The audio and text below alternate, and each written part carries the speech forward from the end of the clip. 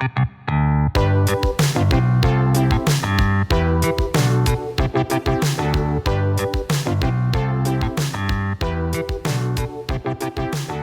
and gentlemen, welcome to the Confluence Cast presented by Columbus Underground. We are a weekly Columbus-centric podcast focusing on the civics, lifestyle, entertainment, and people of our city. I'm your host, Tim Fulton. This week, in anticipation of this fall's election, the Confluence Cast is endeavoring to introduce Columbus voters to the 12 council and 2 mayoral candidates, in their own words. In today's interview, Christopher Wyche, unopposed candidate for District 1, discusses his background, the issues that he believes face Columbus going forward, and why he is running for office. You can get more information on what we discussed today in the show notes for this episode at theconfluencecast.com. Enjoy the interview. Sitting down here with Christopher Wyche, Columbus City Council candidate for District 1. Chris, how are you, sir? I am good. Thank you. Thank you for having me. Absolutely. Just to kick things off, tell us about yourself and what brings you to your candidacy. Sure, I will do. And first, I want to take a moment to say thank you for having me again. As a first-time candidate, you're always looking for ways to kind of raise your name profile. And obviously, you guys kind of doing these interviews are a great way for folks to get to know me, especially those who are not kind of reading in the traditional sense. In addition, this is a confusing time, right, in Columbus as we were making this transition to a district-based system. And so I'm sure there are a lot of questions, and trying to answer those as best as I can is probably going to be helpful for voters out there. So who am I and why am I doing this? Yeah. So I will say I am originally from Boston. Don't hold that against me. Okay. I am Ohio Wesleyan University graduated in 2008. And I actually spent a lot of time during school and after school kind of flying back and forth between Boston and Ohio. Yeah. My daughter was born my sophomore year in college. And so she actually kind of motivated me to do the right thing. As you can imagine, a freshman having a child their sophomore year, my attention was not on my education. And so when it became about someone other than me, it was like, all right, let me focus in and do what's necessary because I have a child out there. So she kind of kept me tied to the state of Ohio, going back and forth. When I graduated from Ohio Wesleyan University, though, I ended up going back to Boston. My degree was in financial management, but I learned quickly I had no interest in helping wealthy people stay wealthy. It just didn't fill my bucket, as my child would say these days. And so I wanted something that was a little more community focused. And so I began working at United Way in Boston, supporting some truly great nonprofit organizations that were doing great work in the city.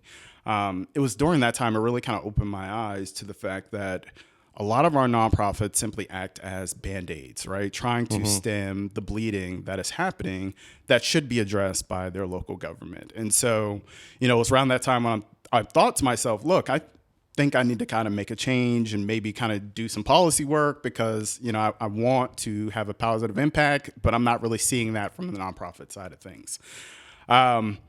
Fast forward to 2009, 2010, we're in the middle of a recession, right? And working for a nonprofit organization where my responsibility was to raise funds clearly was not going to work during that time. And a lot of the companies in my portfolio either went away or stopped supporting the community. And for me, it felt like the stars were aligning for me to do something different, right?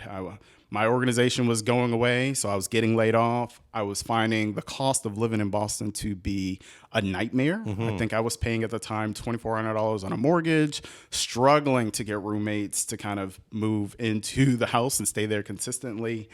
And then a former associate, now my wife, was living in Columbus, and I remember she told me, I'm closing on my house at the end of the summer, and I'm going to be paying less than $700 on a mortgage. And I'm like, oh my God, what am I doing here? And then at the same time, being in Columbus was just an easier way for me to kind of spend time with my daughter. So it was like, all right, it is time to go. I'm going to leave Boston behind and move to Columbus and start this new life. It was interesting because, when you live in these bigger cities and you're telling people at the time, I'm moving to Columbus, a lot of folks looked at me kind of weird, like, wait, why would you do that? And my reason is fairly simple. One, I want a better cost of living, but two, I want to have a positive impact on the community. And I felt like I had a better chance of doing that in Columbus. Boston is a very old, established city. It is hard to turn that ship. Like, it is kind of moving in the direction that it was moving in, whereas Columbus felt like a young, up-and-coming city to me. And so I felt like, with enough time and energy kind of focused in one direction, I could accomplish that goal. Yeah. So I moved to Columbus actually July 30th, 2011. So I'm coming up on my 12-year anniversary in a week and a couple of days. And packed up my car, moved out here. By July 31st, I was a resident of Columbus. We started on the west side, kind of living in Westgate. And it was immediately clear to me that things in Columbus were slightly different than what I was experiencing in Boston. Okay. We were heading into an election year, and then obviously I saw this commercial where, my memory's fading, but it felt like 3 council members were linked arm in arm walking down the street. It was a weird commercial for me coming from Boston where everyone's a Democrat, but it's a little bit more cutthroat from that perspective. And so I was like, wow, this is kind of different, right? It seems like there is a collaborative approach as it relates to city government. And I kept finding that from a nonprofit sector too. Like, everybody wanted to help and be at the table.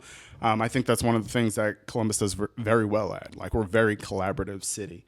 When I moved here, I was doing some consulting work for United Way, then quickly found myself working at City Year Columbus, which, for those who are not familiar, City Year puts AmeriCorps volunteers in some of our more challenging schools, here in the city to kind of change the culture and kind of keep students on track towards graduation, which I loved. It was a little bit more direct service, or at least I was a little closer to the ground than I had been with United Way, but still using those skill sets in terms of raising money and kind of raising awareness for the organization in Columbus.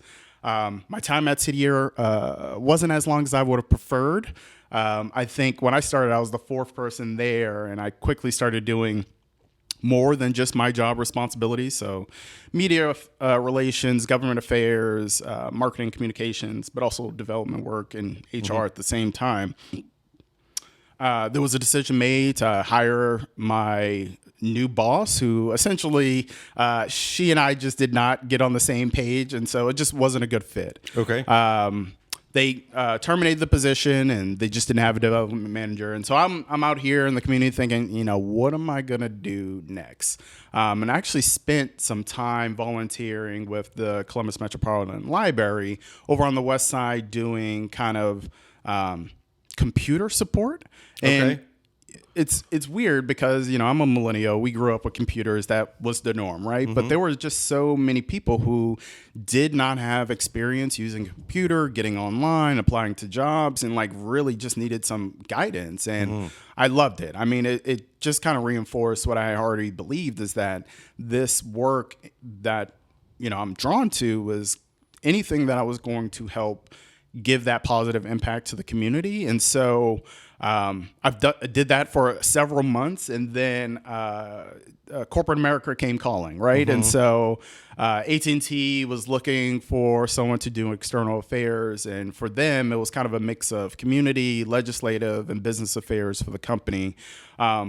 But it was covering all of Northwest Ohio. And I'm like, oh man, this is a lot, but I need a job and I'm going to take it. And this is getting me a little bit closer to where I want to go. Plus, it was kind of the next step in the evolution, right, of having a positive impact. Instead of doing the work directly, I could work with several different nonprofits across the state supporting the work that they were doing. And, we really need organizations and companies who care about their community or are willing to step up and support them in some way. So I started covering all of Northwest Ohio, then Central Ohio. Now I cover, Northeastern Ohio, doing the same job for the company. It was during that time that I also started to do a little bit more community involvement, right? I was approached by the governor's office to serve on Central State University's Board of Trustees, and I'm going on my 7th year on the board. Have loved that experience kind of working on this side of higher education and what that looks like and how we can better support our students. I started on the board for the Eldon and Elsie Ward YMCA on the Near East Side, first as the vice chair and then as the chair of the board, kind of supporting the work that we were doing there. And then second, I got involved in this organization called the New Leaders Council. And for those who are unfamiliar, New Leaders Council is really a leadership development program for progressives who are looking to take on leadership roles kind of in the public, nonprofit, private sector, really just kind of giving them the background experience and training necessary for them to be successful. I completed that in 2019, quickly joined the board, and became the co-director for the organization starting in 2020. National organization, correct? It is a national organization with local chapters, one here in Columbus, and then we have a Southwest chapter as well. And so, again, reinforcing all the interests that, I wanted to be supportive of the community. And then, finally this opportunity for council kind of came around. I honestly did not think that I was ready to even run for office. I mean, I have put my name in the hat a couple times, and even as a newbie of Columbus, I'm like, look, if you're going to appoint someone, appoint me because I care about the community. But I think sometimes you get that imposter syndrome, right? I don't have a master's in public affairs. I've never worked in government, so maybe this wasn't my time. But then the opportunity really kind of presented itself with this district-based system. I knew there were no council members in my district, and having worked with elected officials all over the state, some really great, some not so great, I knew that I did not want somebody who was not going to be great representing my part of the city. I mean, I felt like the progress we were making in Columbus was great, but could easily be derailed by somebody who was getting in it for the wrong reasons, right? And so the reason for me is simple, right? I love the city and I care about the direction it's heading. And so I just want to play a role in helping shaping what the future looks like. I have 3 kids, and so I want to ensure that this is a city that they can grow, develop in as well in the future. Talk us through the issues that you see Columbus facing and how you as a council member would address them. Yeah, so I think there are 5 challenges that we are kind of facing as a city. And there's probably others, but I think these are some major ones. 1, housing, right? Like I think it is pretty evident that the cost of housing is going up dramatically because the cost of living here in Columbus is cheaper than on the East West Coast. And from a business perspective, our reach to the country as a whole is extremely important from a manufacturing, shipping standpoint. And so folks are relocating here. In addition, I felt like the city had, rightfully so, focused heavily on economic development, right? Coming out of the recession. That makes sense, right? Yeah. That is the majority of our budget and where it's coming from.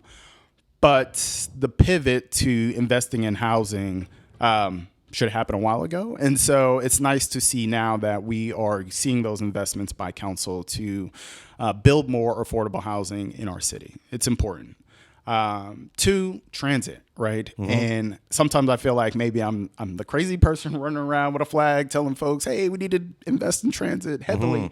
Because folks love their 25-minute commutes around the city and feel like it's never going away. Let me be the first, if you have not already heard, your 25-minute commute is going away. It will be 45, it will be an hour. It will be hard to live in the city if we don't invest heavily in transit. It is nice to see that Linkus is moving forward. I think it is definitely a step in the right direction. I feel like it should have happened like 10 years ago so we can start reaping some of the benefits of that now. I think once it's fully built out, we will find that it is not enough. And for me, I really kind of owe my life to public transit. I mean, growing up in Boston, that's how I got to school. It's how I worked summer jobs. It's how I worked my regular job.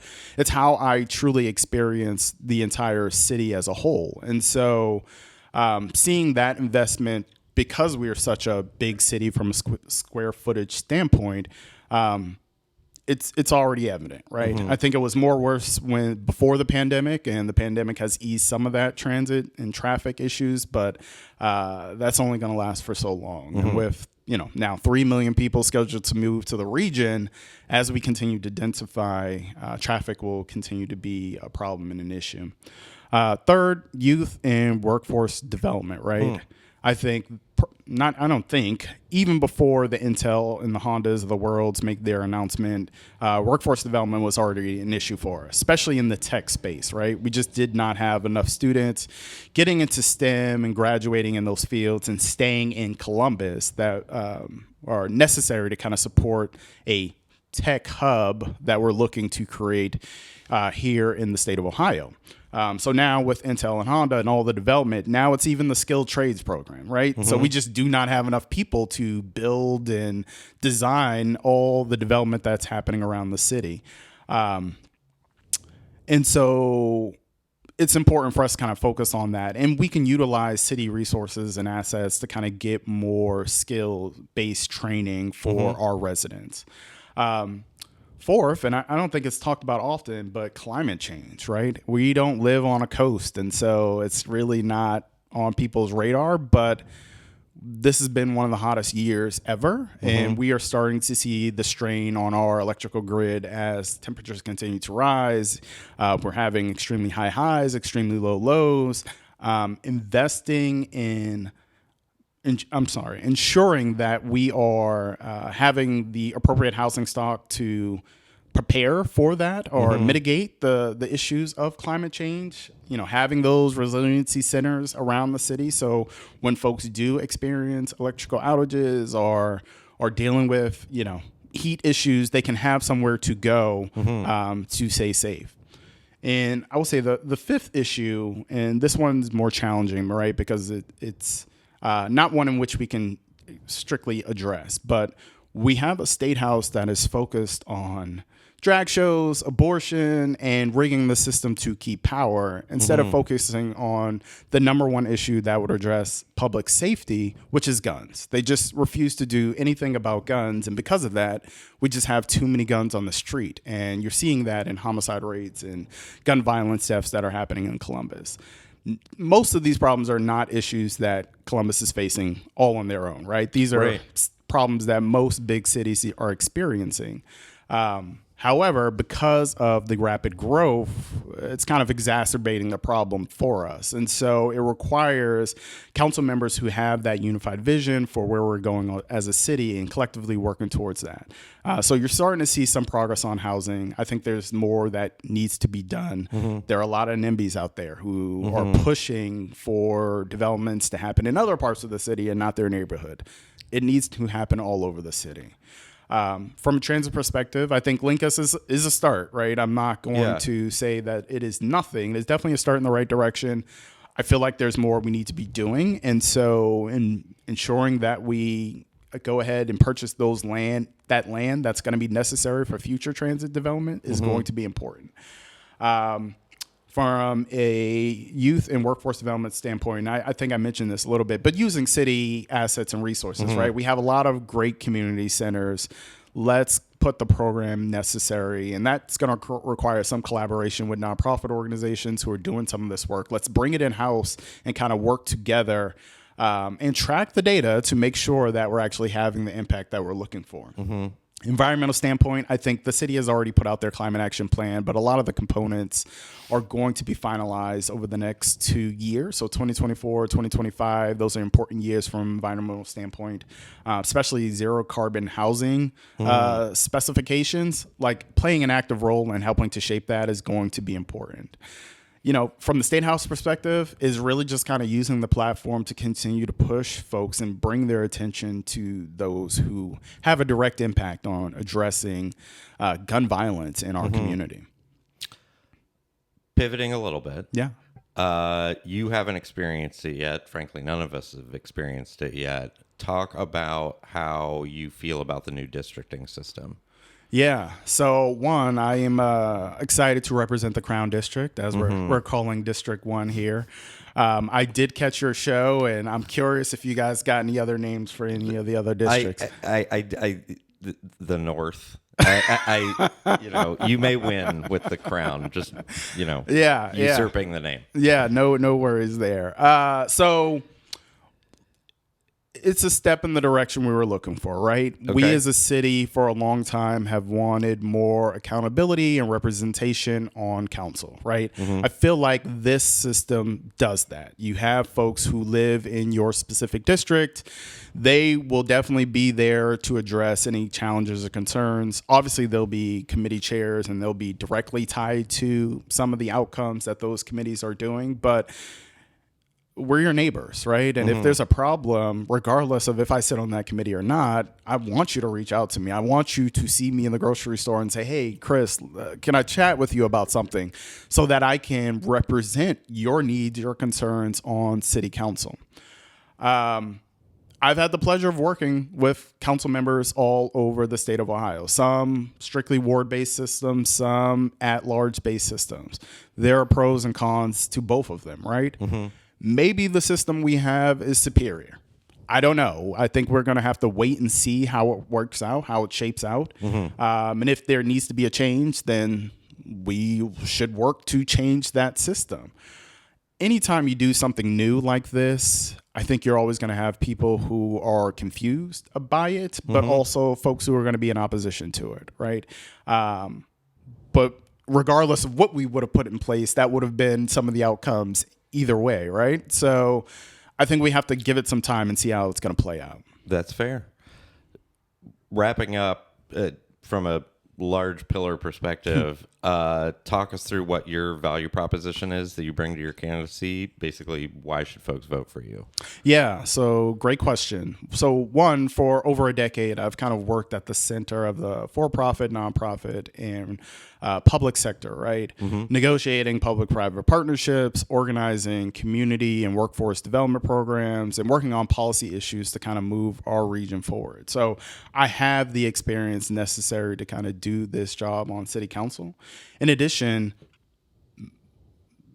my reason for being on council is pure, right? I just genuinely care about the city. Like, I adopted this as my home. Mm-hmm. I love what we are doing. I feel like we could be doing more to support our residents. And so I want to see it done, right?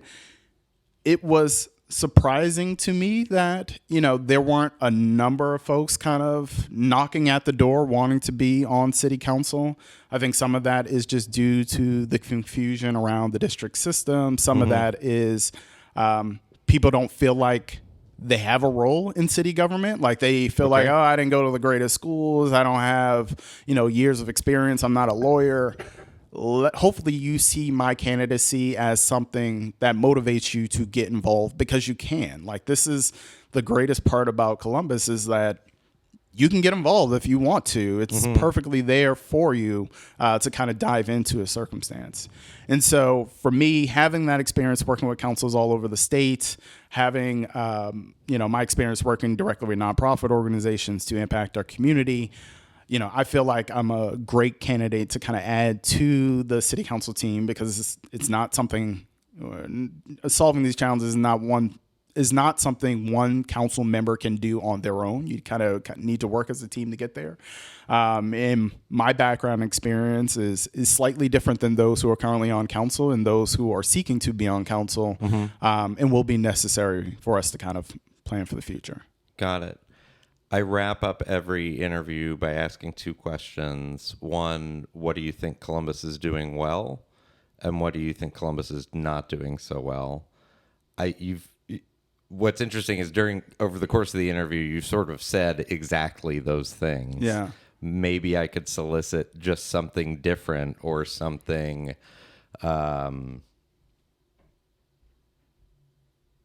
not as impactful. Right. Well, I will say this, because I think it is two sides of the same coin, right? Okay. When I came here, the collaboration was evident, right? Everybody wants to come to the table to address challenges and issues. that is amazing. Most cities, you're not getting that experience. If you want to do something, you're essentially on your own. And so the fact that folks are willing to come and support you is exciting to see, in one of our strongest assets as a city and as a community.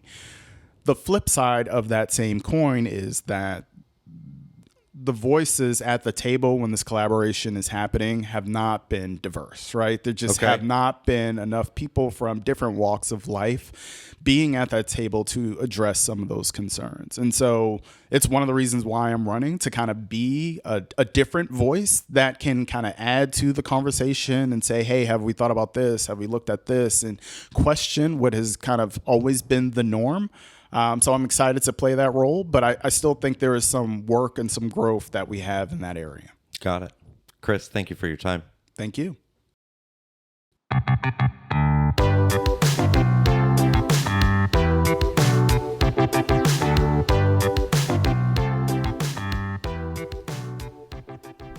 Thank you for listening to the Confluence Cast presented by Columbus Underground.